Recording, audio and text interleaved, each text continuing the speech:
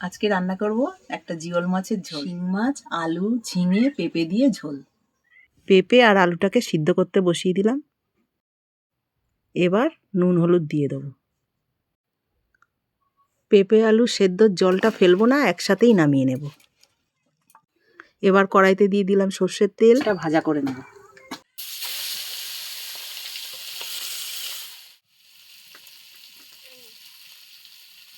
এবার মাছগুলো তুলে নেব। গোলমরিচ, রাঁধুনি, সামান্য একটু ধনে আর জিরে আর আদা। মশলাটা ভালো করে বেটে নেব। এর মধ্যে কাঁচা লঙ্কাও যাবে, যেটা তোমরা পরে দেখতে পাবে। প্রথমে কাঁচা লঙ্কাটা দিতে আমি ভুলে গেছিলাম। ফোড়নে দেব রাঁধুনি আর তেজপাতা। এর মধ্যে কাঁচা লঙ্কাটা দিয়ে দিয়েছি, তখন দিইনি তো।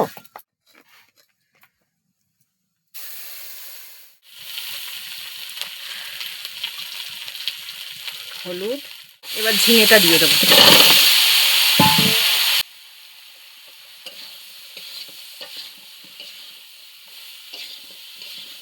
তখন পেঁপে আলুটা সেদ্ধ করলাম না, সেই জলটা শুদ্ধ পেঁপে আলুটা ঝোলে দিয়ে দেবো।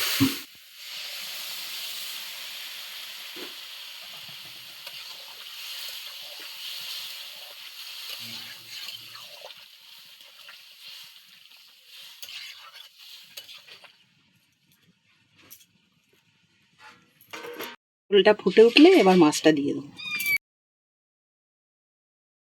ঝোলটা দেখো ফুটে গেছে, এবার মাছটা দিয়ে দেবো।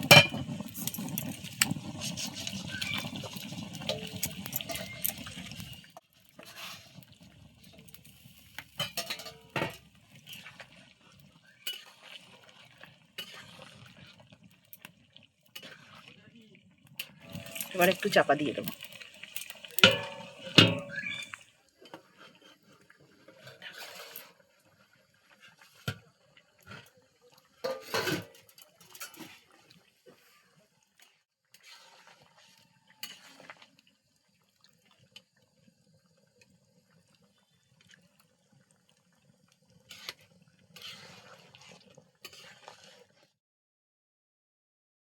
আমাদের ঝোল হয়ে গেছে, এবার নামিয়ে নেব।